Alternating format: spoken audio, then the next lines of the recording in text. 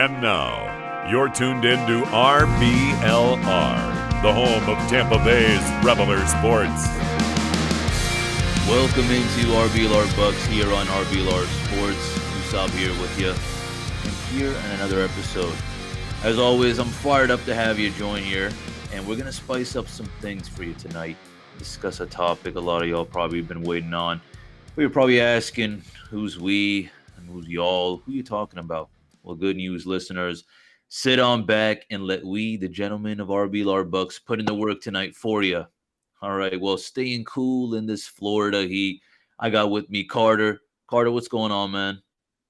Man, the usual, just living lavish here in the sunshiny state of Florida. I'm excited to talk some Bucs football with RBLR Nation. Yeah, man, let's get it cracking for sure. Hell yeah, dude. I love the energy. Love it, love it. And a quick shout out to this podcast, real quick. If you've been loving us so far, give us a like and subscribe to us real quick. And hey, even hit us with a little follow on social media at RBLR Sports. All right, well, let's just get right into it. Kind of the recent big news is just that, Gronk's kind of just come out and said that he's definitely not coming back. He's saying that I'm done with football. So I want to know, what are your overall thoughts on that? How does that make you feel, just knowing that, there really isn't any chance at all? And then on top of that, what about, Cam Brate's maybe fantasy value going up? Yeah, I mean, it's interesting. There was a lot of rumors circulating when the retirement first happened. This is kind of a retirement, but if Brady really asked, Gronk's coming back. But this was Gronk. He told ESPN reporter Mike Rice, he was like, "Hey, love this game, but I'm done, man. I'm good. I'm done." And yeah, he sounds as serious as Rob Gronkowski can be. He's kind of a goofy dude. So, but yeah, I mean, he said he's done. And like you mentioned, Cam Brate, your time to shine.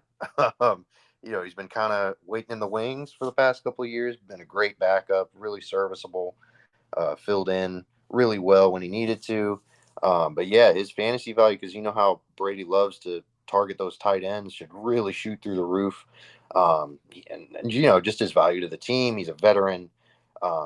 Yeah, so I mean, I'm really excited to see what Cameron Brate does with this opportunity. But how about you, Musaab? How'd you feel about this news? Because I know it was kind of a bummer, kind of a letdown. Well, I always have a special enjoyment for seeing news, on all the internet websites and whatever. There's always these kind of, oh, when is Gronk going to come back? Or, this is leaked, this, that, or whatever. But for me, it was like, okay, maybe this will happen later on. Nothing I'm going to be stressing about right now. But, with this news kind of coming out, I was like, okay, obviously it's a bummer indeed for sure. There's always a slight little excitement you still have in you, thinking, okay, maybe this can still happen. But, well, it's definitely over now. And, yeah, I was going to ask you, I mean, what does this kind of mean for the rest of our tight end room? I was going to ask you, I mean, yeah, the next guy is Cam Brate. So is it his time to shine? And it appears so. But, I mean, after that, we got a bunch of just backups and stuff and a lot of rookies as well. We snagged a lot of tight ends during this offseason. So, do you think it's really just kind of, we're going to be really depending on Cam Brate for sure, or we might have some tricks up our sleeves, or do you think it's going to be kind of a different kind of ball game? Yeah, I mean, I think it'll definitely be a feeling out process for the first few weeks. Like you mentioned, they drafted Keefe and Cade Otton. They spent some draft capital on the tight end position. There's still a lot of offseason left. You never know who they could sign. There's still Jared Cook, Eric Ebron, a couple of other veteran guys out there that they can maybe bring in. So yeah, I mean, it's definitely going to be interesting for now. Obviously, it's Cameron Brate's turn. He's kind of the focal point in that room. He's got the most experience. He's got the kind of the most weight, so to speak. Yeah, I mean, he's been around. He's been with the Bucs since he started in 2014. He's just been here for such a long time. It'd be hard for me to imagine that they go with anyone other than him, just because of the experience, just the background. He's played with Tom.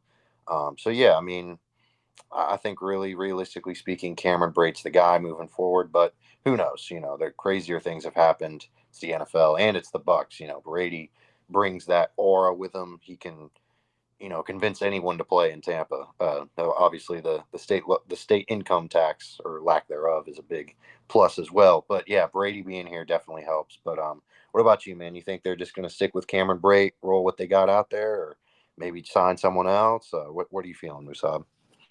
For me, it was just like I think it's gonna be Brate's time to shine for sure. But on top of that, I think this thing like the guys that we got during this offseason as well. I think we do have I don't know I want to say tricks up our sleeves, but we may just give them certain kind of roles or whatever.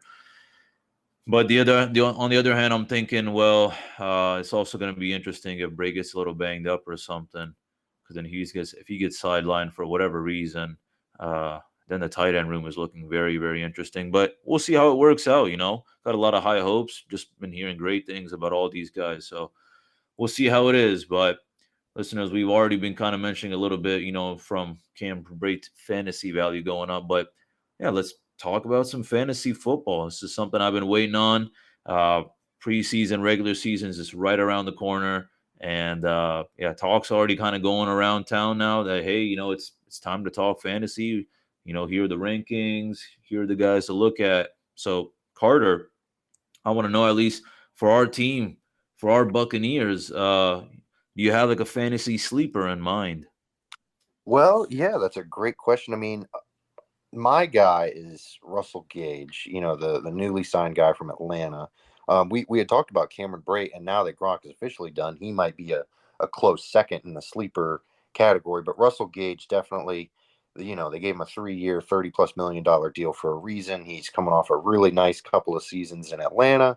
And I just think, Chris Godwin's coming off that rough ACL injury, and obviously Chris Godwin's a huge part of what the Bucs can do offensively. But until he comes back to 100%, who Chris Godwin can be, someone's got to get those targets. And I just think that Russell Gage is going to be that guy. So, if you're looking for kind of a low risk, high reward end of the draft guy to pick, I think Russell Gage is definitely a guy to look at because, the Bucs were the best passing team or one of the best passing teams in the NFL last year.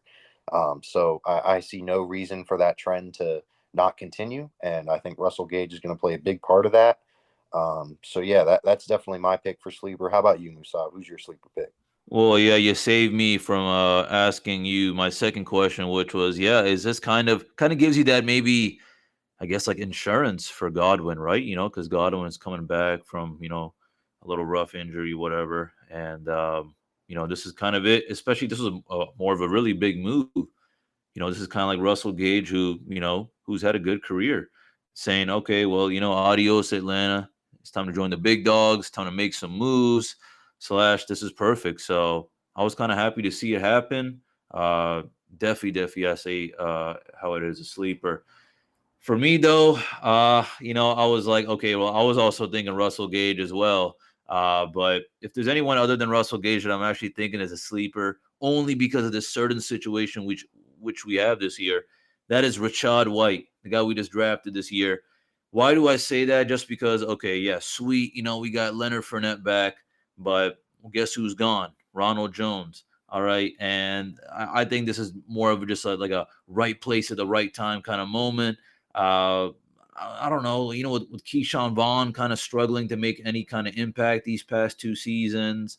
And on the other hand, then, at this stage of his career, we got Giovanni Bernard, who's just a role player, depth piece.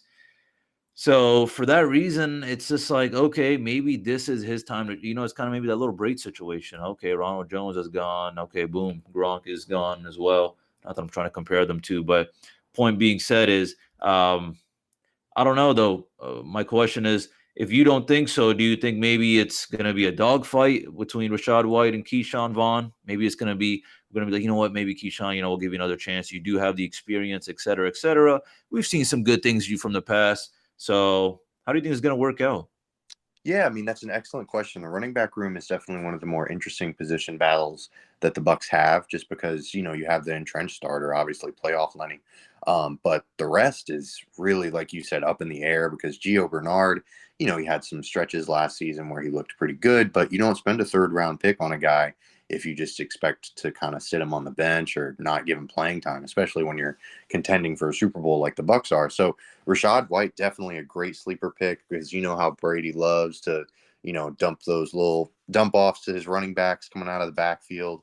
And, Leonard Fournette is obviously a tremendous talent, but he's not going to be able to play every down. They got to put someone else in sometimes. And I think Rachaad White, I'm hoping that the Bucs saw something they liked. Like I said, they spent a 3rd-round draft pick on him, so they must have. And I'm hoping that he can use that explosiveness. And like you said, maybe turn some heads.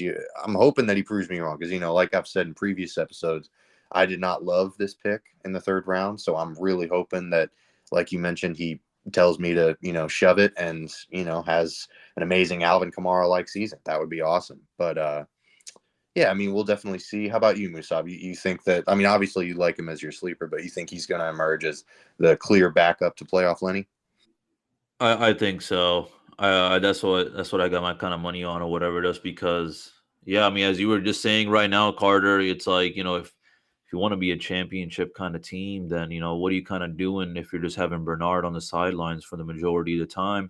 If you want to have the most useful death pieces as you can. So this was the right move to have been made during this offseason. Um, Now, whether it was too early or late, that's another story. But I think this is his time. This is, I think, the time for someone to kind of step up and be a reliable backup. Have Leonard Fournette's back, but we'll see how it goes. Just because playing devil's advocate, Carter, how does the thought of Leonard Fournette getting a little banged up or something, he gets sidelined, and then okay, well now we're left with Rachaad White, Keyshawn Vaughn, and Bernard. Yeah, I mean, that's definitely a tough proposition. Fournette goes down, then I don't see Bernard being in every down. Like, he's just he's kind of a scat back, and I don't really see him being a between the tackles kind of guy. So if Fournette goes down, then I think Vaughn's probably the likely, guy to step in and fill the between the tackles role. But I think that Rachaad White becomes your 3rd down back pretty much every time, passing situations, shotgun formations, those kind of things. So that, yeah, it's certainly an interesting kind of topic to explore. I really hope we don't have to explore that topic anytime this season, because Leonard Fournette going down means that the Bucs offense might struggle a little bit. So yeah, like I said, if Fournette goes down, it's definitely going to be tough sledding as far as running the football. Just because, like I said, Vaughn's going to have to probably be the between the tackles guy, unless Rachaad White really turns into something spectacular, which would be awesome. But yeah, I think Keyshawn Vaughn takes over the 1st and 2nd down snaps, and White kind of fills in that 3rd down role. But how about you, Musaab? You feel more strongly about Rachaad White stepping in and kind of being an every down back, or maybe you're more with me, it's 3rd down exclusively almost? Well, for me, as optimistic as I want to be, it's more along the lines of just realizing that this is exactly why we kind of got him. We're looking for kind of a little bit of insurance as well, because yeah, it's kind of looking. You if you think about it, it's scary knowing that okay, boom, Fournette's our starting running backs down. Okay, that's pretty scary. Boom, our starting quarterbacks down. And that's very scary. Boom, we get some starting wide receivers down. All right. So boom, even with a tight end as well, all of them, even with the offense, all these guys, it's realizing that okay, well now I more than anything I kind of want to nitpick a little bit with these depth pieces as well, because I'm thinking if we're going to be a championship team, it's also going to come from them as well. So that being said, though, I do want to transition on and ask you though, who's kind of a sleeper for the rest of the league, though? For all the other of our opponents and for all the other teams in the league. You got a guy in mind? Yeah, I mean, it's as much as we'd love to just talk about the Bucs, there are unfortunately other teams in the NFL. But yeah, I mean, my sleeper pick definitely has to be Robert Woods going to the Titans. He's coming off a tough ACL injury with the Rams last year. That was, obviously the Rams still won the Super Bowl, so they were fine. But it was definitely a tough hand to be dealt, because he's a super talented receiver, great route runner. really physical at the line of scrimmage, and he was playing alongside Cooper Kupp, so he kind of got overshadowed a little bit sometimes. And I just think, the Titans traded away A.J. Brown to the Eagles, and someone's got to fill those targets, because Ryan Tannehill, in the regular season, really phenomenal quarterback. I'm not going to touch the playoffs. Obviously he's got his struggles there, but so I think that Robert Woods is definitely a great sleeper pick, just because of the high volume targets that he's going to get at the wide receiver position, just with the lack of running mates, so to speak, in Tennessee. So yeah, I mean, that's my pick. How about you? Who do you have in mind for a sleeper pick this year? I like it a lot, Carter. But it makes me think after all you're saying. I was just gonna ask you though. I mean, um, how successful can the Titans be if something like him, if he goes down or something? I was just gonna ask you what are your thoughts on that, but you kind of answered it for me. Not much competition going on with the running mates, and you obviously have some certain feelings for Ryan Tannehill that maybe you don't want to elaborate on, which is something I can absolutely respect. But my sleeper for the league is actually going to be Rashad Bateman. Boom. I'm going back to back with the Rashad. I didn't even realize it until I did it. All right. But as you were saying as well, Carter, someone's got to step up for the Baltimore Ravens. Okay. Because now Hollywood Brown, all right, he is now in Arizona. And all those targets in Baltimore are still waiting to be claimed. Okay. So for me, it's like, okay, well, there's so much going on now, a lot of competition. Slash, for me, we saw a decent amount, but he had an interesting kind of past season just because he was working with like a few quarterbacks. All right. And for that reason, I feel like, Lamar Jackson's kind of coming back, looking to do something. And on top of him, this is a young buck. And I don't know. I just got a lot of high hopes that I think he's going to ball out or something. He's definitely someone I'm going to be looking out for sure when I'm doing my fantasy drafts as well. Just because, someone's going to have to step up. I think he has a very, very high potential to just be a big role player now more than ever.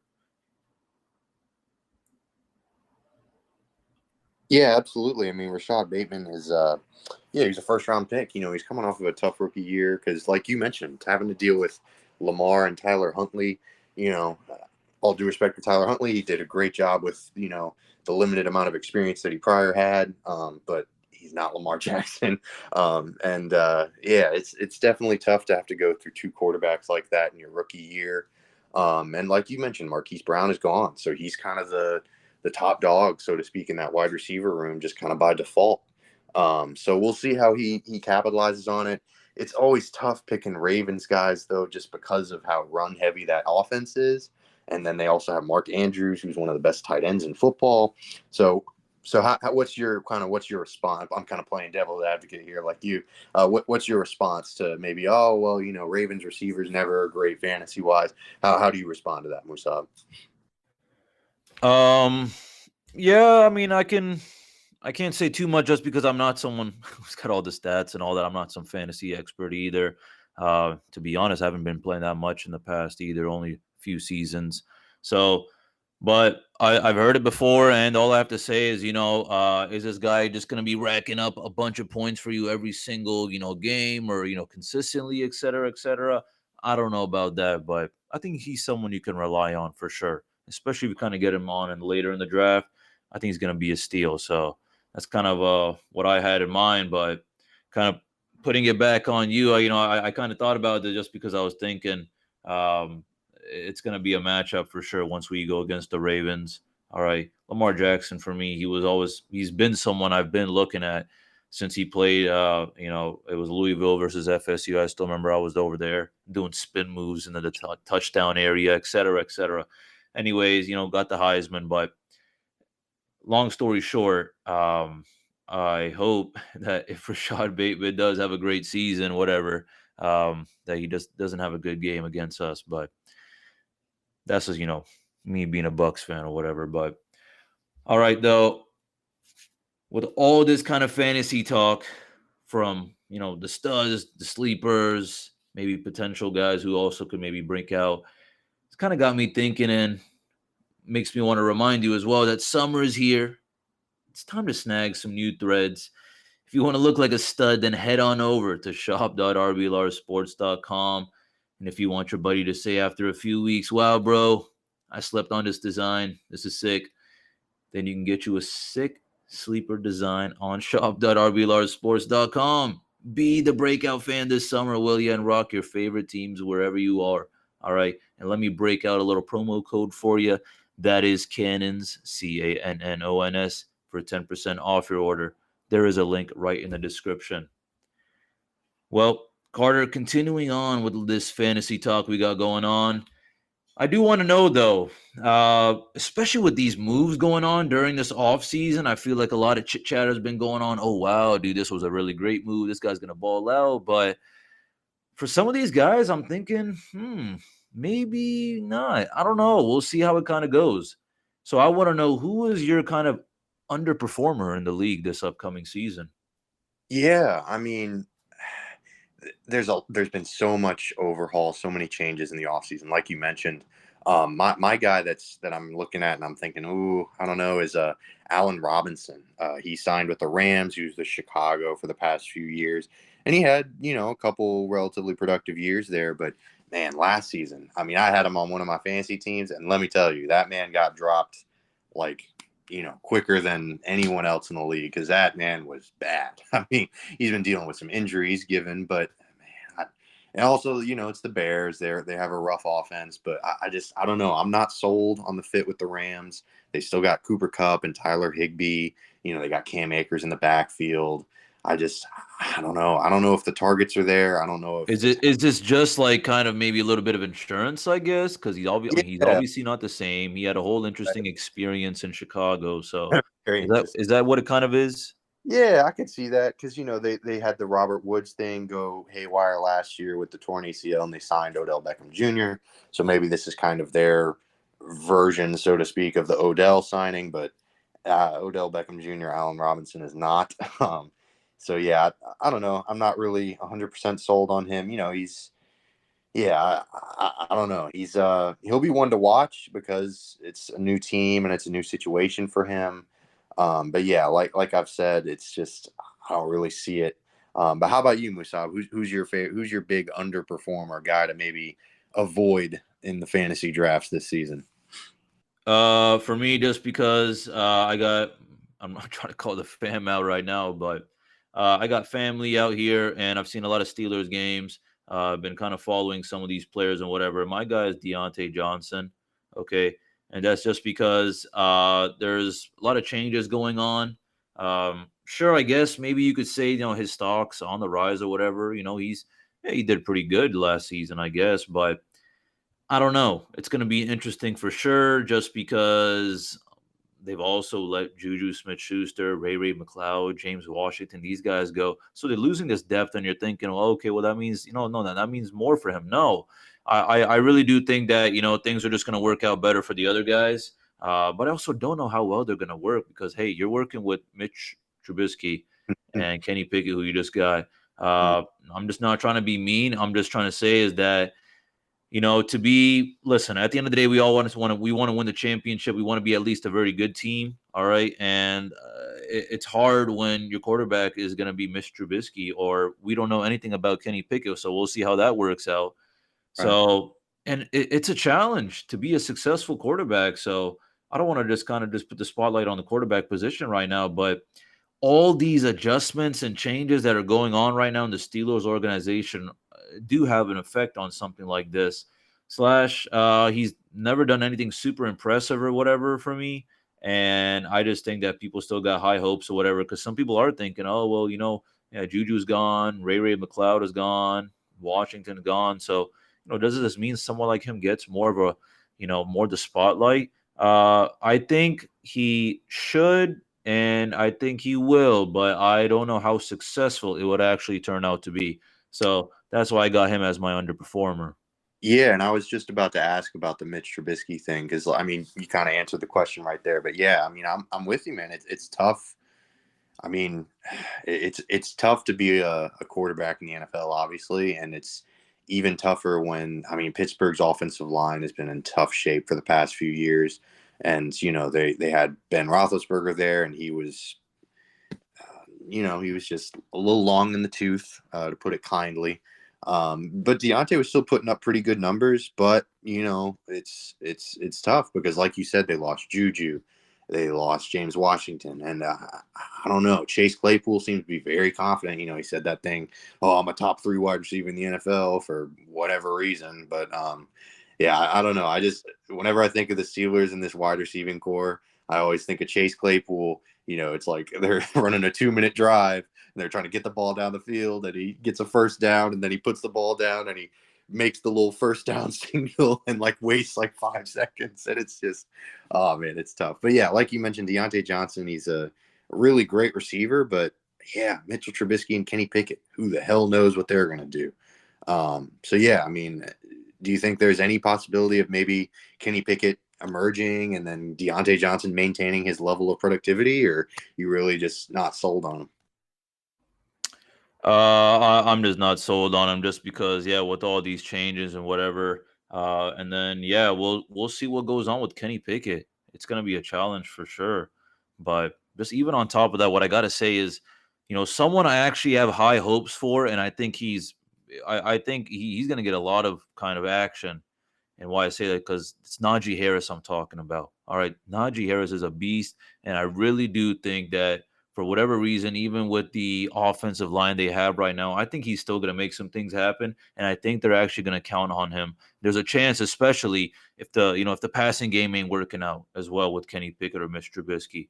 Well, you got a guy like Najee Harris who's got a high ceiling. Now you can count on him, and then on top of that, okay, well, all right, well, we need to give him a break. Okay, well, now we got options and stuff. So I don't know. I just think the Steelers are right now in a very interesting, sticky situation, and I think Deontay Johnson's for sure going to be affected by all this.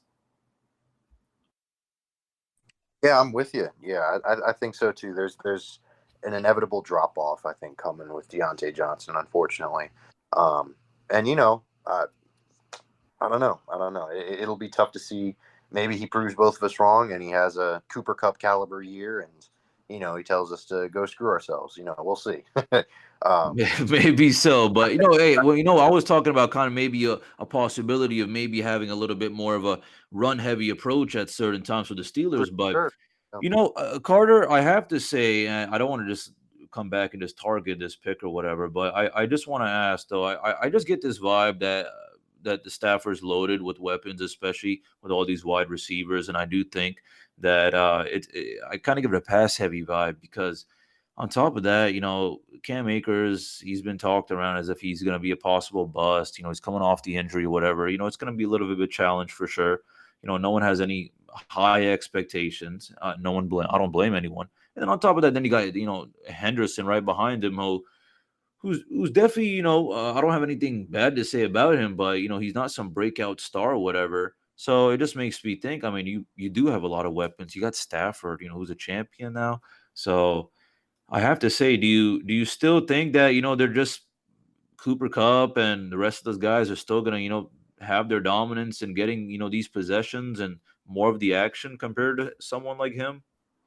Yeah, I mean, it's just like you said, there's a lot of weapons out there. There's only one football. They talk about that in basketball. There's only one ball. There's only one football. You can only throw it to one guy. So yeah, I think that Robinson, I think he's in for a bit of a rough year personally. Now, do I think that he improves the Rams' chances? Absolutely. Yeah, he's going to make them a better offense with him on the field and off of it. But just as far as fantasy value wise, because in football, like it's just kind of weird. Like a random wide receiver on the Jets might be a better fantasy football player than Allen Robinson. Does that mean that random wide receiver on the Jets is a better wide receiver than Allen Robinson? No. But as far as fantasy wise, I just think that I don't know. I just think he's gonna have a tough time. You know, I've mentioned Higbee and Cooper Cup. Obviously, Cooper Cup's resume last year speaks for itself, but Higbee had himself quite a year too. He had 85 targets. 85, that's a lot, especially for a tight end. So yeah, I just think Allen Robinson's. I don't know. I'm not sold on him. I'm kind of feeling the same way that you do about Deontay Johnson as I do about Allen Robinson. So yeah. Well, I guess that's why we got him on our underperformers. But Sure, enough absolutely. with all this underperforming. Let's talk about, the good stuff. Let's talk about Carter, point of view. You're sitting at the table. Dun, dun, dun, dun, the draft starts. It's round one. Let's say you have a good place, in the draft. Who is, that kind of guy that you're like, ooh, you know what? I want him. Yeah, I mean it's kind of the golden question for everyone, isn't it? Like who's your number one guy on your draft board? And for me, it's kind of a lazy pick. It might be kind of not a sexy one because everyone's probably feels the same way. But it's Cooper Cup. I mean, you can't rack up almost 2,000 yards receiving and almost 150 receptions and 16 touchdowns, leading the league in all three categories. You can't rack up those kind of numbers and not be the best fantasy player the following year. It's just it's tough to count them out. Obviously as Bucs fans, we have terrible memories of that awful play last year that knocked out the Bucs, and Cooper Cup was unfortunately involved in that. But objectively speaking, yeah, there's no one better in the NFL right now, as in my opinion, over Cooper Cup. But how about you, Musaab? Who would your number one pick be if you had the number one overall pick in your fantasy draft?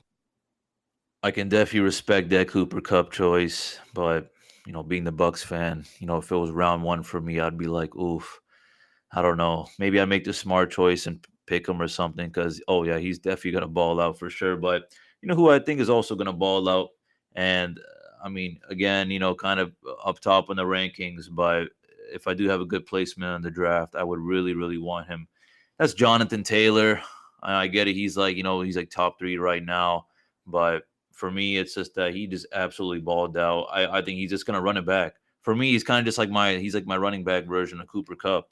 So, and I can definitely see, I would have Cooper Cup up there for sure. But hey, you know what? Listen, just because he's like top three or whatever, we'll say whatever. I have a later place in the draft. Yeah, I'm gonna be looking at guys like then Jamar Chase or even Najee Harris, as I was talking about. I really do think that both of these guys, young bucks, young studs, I think they really, really have a good chance of balling out this upcoming season for sure. But I don't know. Any kind of overall thoughts on that? Slash maybe let's just say maybe let's just say Carter. Maybe let's say Cooper Cup was taken just because I mean this guy is a stud. No, no, this guy's a stud for sure. All right, and I could definitely see anyone kind of snagging him only because I asked as well. Just imagine what if you get the last pick in the first round, unfortunately. Then is there a guy you're like, okay, well, this is going to be my backup if not Cooper Cup, but or is that going to be more of a game time decision? I mean, I guess it's always anything can happen with drafts. People have their own personal biases and all that. But John, if I had this is kind of not answering your question first, but Jonathan Taylor is definitely number two for me. He is like you mentioned, absolute stud at the running back position. But if I'm at the end of the first round, that's kind of a tough place to be.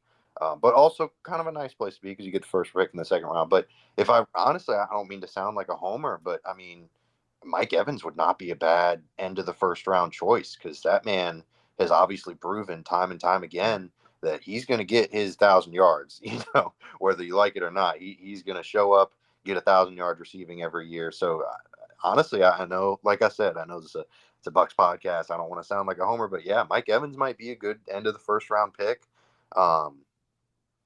Yeah, I mean, Jamar Chase is obviously another good one. Justin Jefferson is really interesting, although Justin Jefferson, he might go top five in every draft board just because he just had a ridiculous year last year as well. Derrick Henry is also kind of an interesting little pick, although he's coming off that major injury. Um, you know, I've gambled on Christian McCaffrey last year, and it did not work out. And I know it didn't work out last year either, or the year before that either. So yeah, I don't know. It's tough for me to say Christian McCaffrey, but Mike Evans, end of the first round, definitely my choice. How about you, Musa? For sure, for sure. No, I can see that for sure. Yeah, I mean, I like it a lot. I really do like it. I mean, yeah, people. I'm still trying to find a certain reason as to why people still kind of sleep on him or whatever. I definitely do think that he needs more and more recognition. And yes, I do sound like a homer, and I am a homer. This is Mike Evans we're talking about, and yeah, this is oh man, yeah. Now that I'm thinking about it, yeah, I should definitely lock him in for sure for kind of a later first round or something because for sure, yeah, he's definitely going to ball out. But I don't know. I'd probably just think, those guys I've already kind of mentioned. I'm just assuming at least one of those guys is going to be left by that point. But it's kind of, that's just really about it, though. I don't know. Do you think it's, that's, I don't know how successful you've been, Carter, but I haven't had too much success when it comes to fantasy. And I want to know from your point of view, maybe you can drop a little secret for the listeners. What's the key to having a successful season? Get in a fantasy league with your parents because they don't know anything about football. You know what? Thank you for the reminder. I will tell Siri to please remind me to text mom and dad to join my fantasy league. That's 2 free wins right there. Yeah, absolutely. No, all jokes aside, I think it's important to look at guys that maybe aren't on the better teams, but are going to get more, targets, more attention offensively.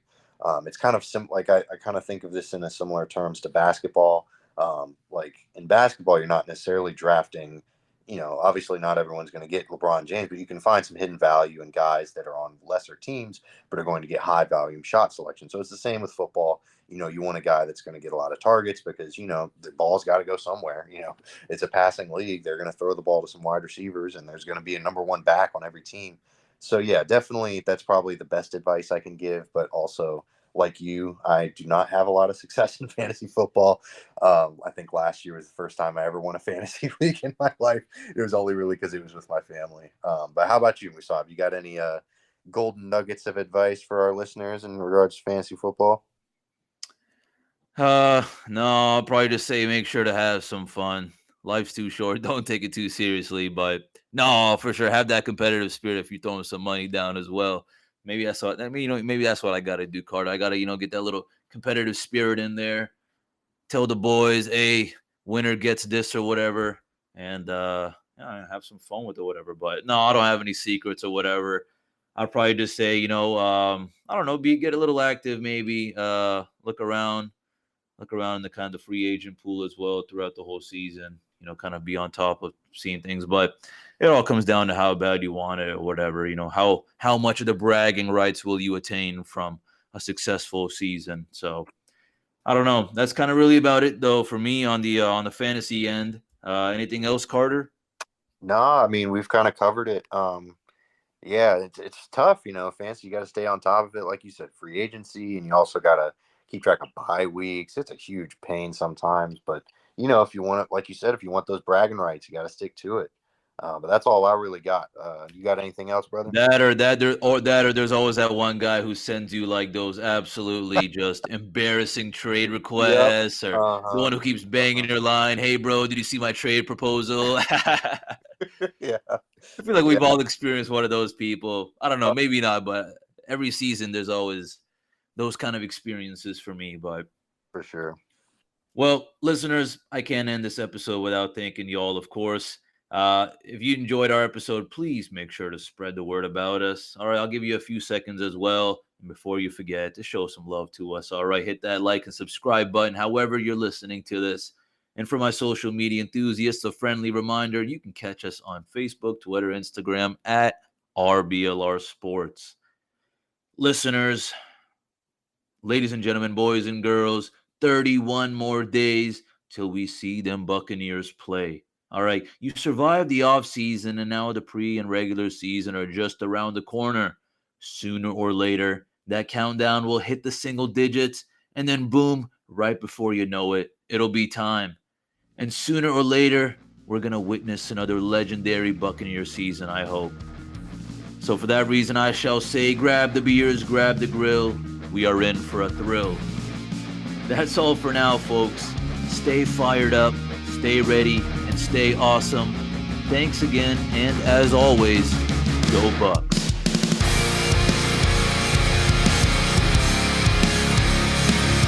Thank you for tuning into this presentation by RBLR Sports. On your way out of the stadium, please remember to like and subscribe.